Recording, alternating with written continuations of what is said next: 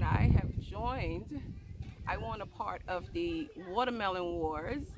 I am in Georgia, zone 8A. I have a couple of things here. I don't know. This will be my first time growing watermelon in Georgia successfully, God willing. Let me just show y'all what I got. So these are my starts. That's the North Georgia. I got some Jubilee watermelon.